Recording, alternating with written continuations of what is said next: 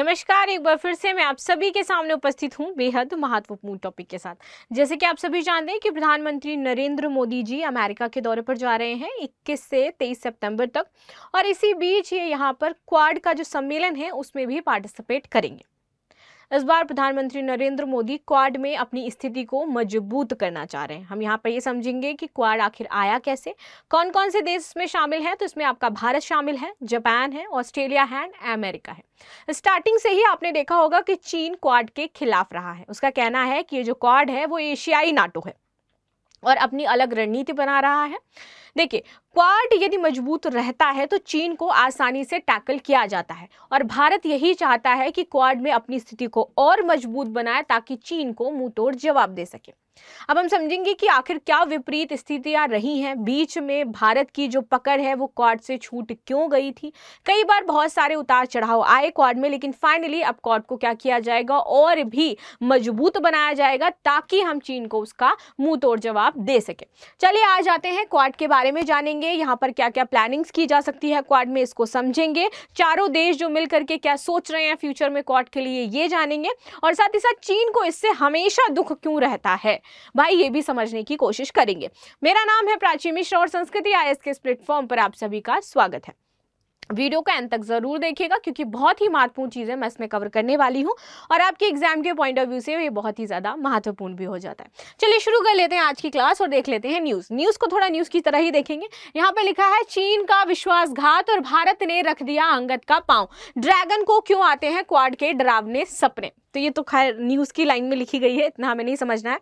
हमें समझना ये है अब किस चीन के विश्वासघात की बात करी जा रही है, ये आपको आगे पता चलेगा। तो हाल में ही प्रधानमंत्री नरेंद्र मोदी जी 21 से 23 सितंबर तक अमेरिका के दौरे के साथ साथ क्वाड शिखर सम्मेलन में भी शामिल होंगे। अब बात कर लेते हैं ये जो धोखे की बात है। आप सभी को पता होगा डोकलाम क्षेत्र का विवाद 2017 में आपने देखा होगा ये शुरू हुआ था। डोकलाम जो एक जगह हो जाती है ये भूटान में है। एक्चुअली ये ट्राई जंक्शन कहा जाता है। डोकलाम ट्राई जंक्शन इसलिए हो जाता है क्योंकि यहाँ आप देखोगे चीन, भारत और भूटान, ये इसका ट्राई जंक्शन है। कौन सा क्षेत्र? डोकलाम। भारत के लिए डोकलाम स्ट्रेटेजिकली बहुत ही ज्यादा इंपॉर्टेंट है, जिसको चीन कहता है कि ये उसका पार्ट है और भूटान कहता है डोकलाम मेरा पार्ट है। भूटान के लिए भारत लड़ाई कर रहा है, किस लिए? उस क्षेत्र के लिए। तो भूटान की साइड से कौन खड़ा होता है? हमेशा भारत खड़ा होता है। और क्योंकि भारत क्या कर रहा है? भूटान का सपोर्ट कर रहा है, तो ये ऑटोमेटिकली जो है वो चीन का दुश्मन बन जाता है, और चीन दुश्मन हमेशा वैसे भी रहा है भारत का। तो भारत ये चाहता है जो डोकलाम का क्षेत्र है उस पर चीन अपना आधिपत्य ना जमा पाए, क्योंकि स्ट्रेटेजिकली ये बहुत ही ज्यादा इंपॉर्टेंट है इंडिया के लिए, और ये ट्राई जंक्शन हो जाता है। ठीक है, तो यहीं पर आपका 2017 में विवाद शुरू हो गया था क्वाड में, क्योंकि क्या कर रहा था ये चीन अपने डोकलाम में क्या कर रहा था, ये अपना सड़क निर्माण करने जा रहा था। ठीक है, तो इस वजह से यहाँ पर इस क्षेत्र में क्योंकि उल्लंघन कर रहा था, डोकलाम किसका क्षेत्र है? भूटान का हो जाता है। तभी आपका सारा विवाद शुरू हुआ। 18 जून 2017 को ऑपरेशन जूनिपर के तहत भारतीय सैनिकों ने चीन की हरकत को रोकने वहां पर अंजाम देने के लिए चल गए। किसकी तरफ से? भूटान की तरफ से। और भारत ने क्या किया? इनके सड़क निर्माण का वहां पर विरोध किया। आगे बात करते हैं। भारत के अनुसार ये जगह विवादित है जो भूटान और चीन के बीच की स्थिति हो जाती है, और यहां पर क्या है? सड़क नहीं बनाई जा सकती है। इस घटना से भारत और चीन के सैनिकों के बीच गतिरोध बढ़ जाता है, और यहीं से आपका देखोगे कि जो गढ़वाल घाटी में वो अपनी सेना खड़ी कर लेते हैं। इसी वजह से खड़ी कर लेते हैं क्योंकि विवाद कहां से उत्पन्न हुआ था? डोकलाम से उत्पन्न हुआ था अगर देखा जाए तो। और वो डायरेक्ट भारत के उसमें नहीं आ रहा था, क्षेत्र में नहीं आ रहा था, भूटान के क्षेत्र में आ रहा था, लेकिन भारत के लिए इंपॉर्टेंट था तो उसने भूटान का साथ दिया। उसके बाद से चीन और भी ज्यादा आग बबूला हो गया, और 72 से अधिक दिनों तक दोनों देशों के सैनिक आमने सामने खड़े रहे थे। 28 अगस्त 2017 होता है और ब्रिक्स शिखर सम्मेलन होता है। जैसे ही ब्रिक्स शिखर सम्मेलन होता है, क्योंकि यहाँ पर क्या है? चाइना भी हो जाता है, इस वजह से दोनों ने क्या किया? अपनी अपनी सेनाएं हटा ली, क्योंकि दोनों ही इसके पार्ट हो जाते हैं ब्रिक्स के, तो वहां पर सेनाएं हटाना इनकी मजबूरी हो गया था। दोनों अपनी सेनाएं उस क्षेत्र से हटा लेते हैं। चीन की ऐसी ही हरकत वर्ष 2020 में गहलवान घाटी में देखने को मिलती है। इसके बाद भारत आपका क्वाड्रिलेटरल सिक्योरिटी डायलॉग यानी कि चतुर्भुज सुरक्षा संवाद क्वाड में फिर से अपनी मजबूत स्थिति की कवायद शुरू कर देता है, क्योंकि उसको ये पता था कि उसमें अमेरिका है, जापान है और साथ ही साथ ऑस्ट्रेलिया है, जो कि तीनों मिलकर के यदि चीन के खिलाफ खड़े हो जाते हैं तो चीन के लिए बहुत बड़ी मुश्किल खड़ी हो जाएगी। बीच में क्वाड से थोड़ा सा भारत का हाथ फिसल गया था, इसीलिए भारत अब चाह रहा है कि ये जो चीजें हुई हैं, विवाद हुई हैं, अभी बीच में समझौता हुआ है, उन्होंने अपनी सेनाएं पीछे LAC से हटाई हैं, तो अब यहाँ पर भारत चाह रहा है कि दोबारा ऐसी कोई स्थिति उत्पन्न ना हो, इसलिए क्वाड में मेरा पांव जमाना बहुत ज्यादा जरूरी हो जाता है। आगे आते हैं, डोकलाम इलाके को भूटान और चीन दोनों ही अपना अपना इलाका मानते हैं। जैसे मैंने बताया, भारत इस मामले में भूटान का समर्थन करता है। यह जगह भारत के लिए स्ट्रैटेजी के तौर पर बहुत इंपॉर्टेंट है और यह भारतीय जो जमीन है, सड़क जो पड़ जाती है उससे जुड़ी हुई है, और ये आपका अरुणाचल प्रदेश का जो क्षेत्र है उसकी सड़क यहाँ पर डोकलाम में जाकर के आपके ज्वाइंट हो जाती है, इसीलिए इसको चिकन नेक भी कहा जाता है।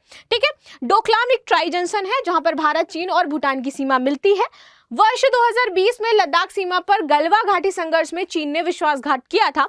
इसके बाद से क्वाड को महाबली बनाने के लिए कार्य शुरू हो गया था। ये पूरी हमने अभी हिस्ट्री समझी है सिर्फ और सिर्फ।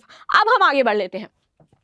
भारत ने बीच में मालाबार में भी जो एक्सरसाइज थी उसमें शामिल होने के लिए कुछ दिनों के लिए मना कर दिया था।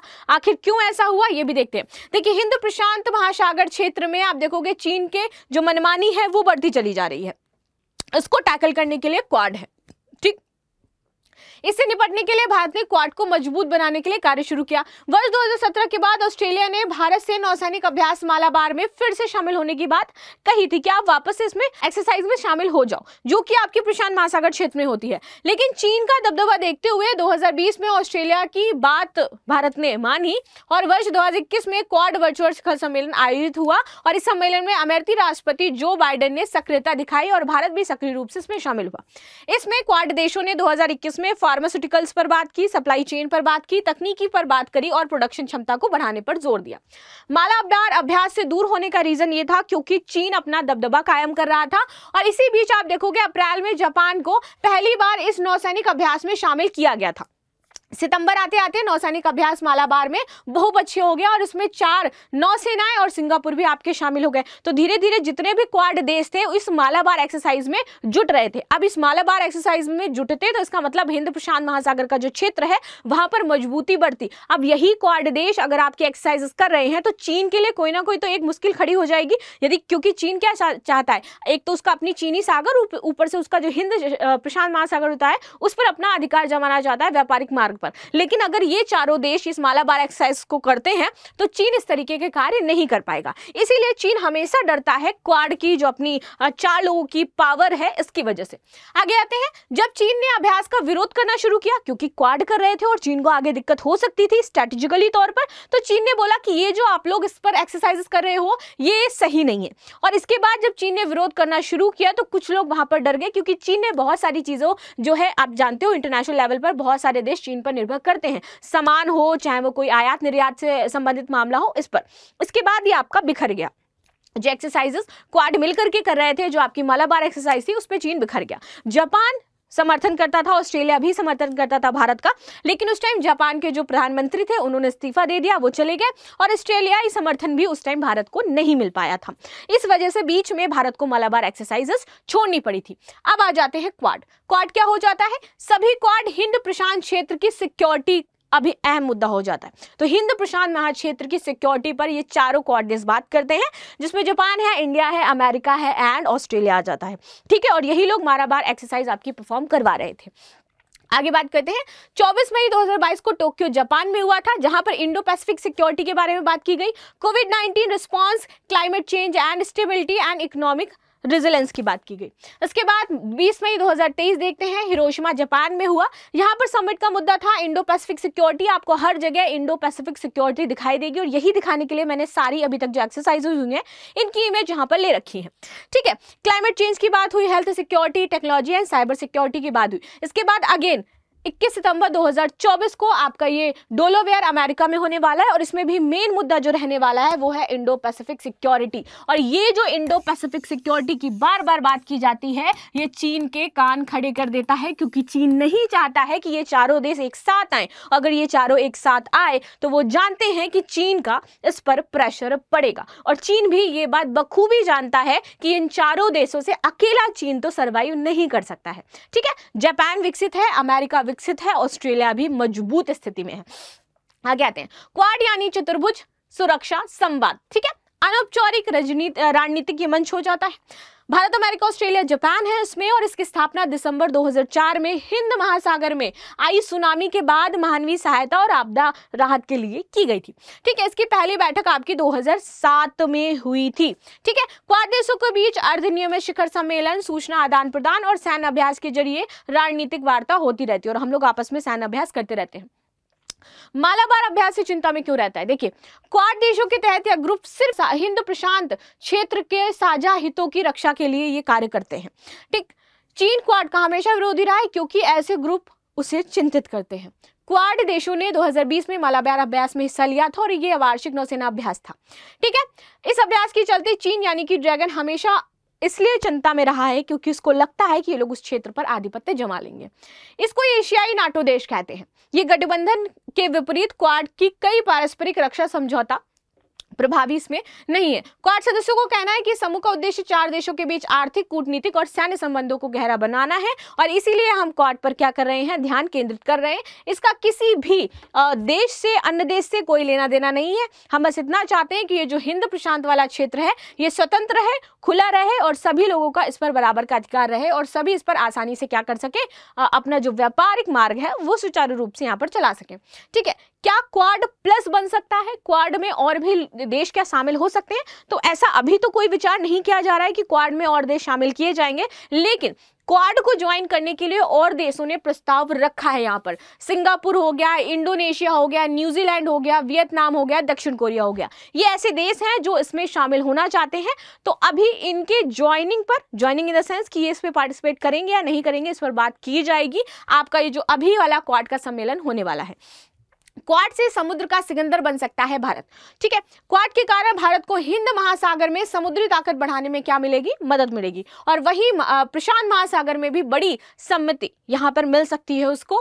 चारों देशों की नौसेनाओं का आपसी तालमेल इस क्षेत्र में समुद्री ताकत को बढ़ाएगा, और इंडो पैसिफिक क्षेत्र में भारत समुद्री चुनौतियों से निपटने के लिए पहले से कई ज्यादा मजबूत हो जाएगा, और यही चाइना कभी नहीं चाहता है। इसके साथ ही Indo Pacific partnership for maritime domain awareness के जरिए क्वाड हिंद महासागर में अवैध समुद्री जो गतिविधियां हैं उनको रोकेगा और मजबूती से उनका मुकाबला भी कर पाएगा। क्वाड के मंच में भारत करेगा चीन पर प्रहार।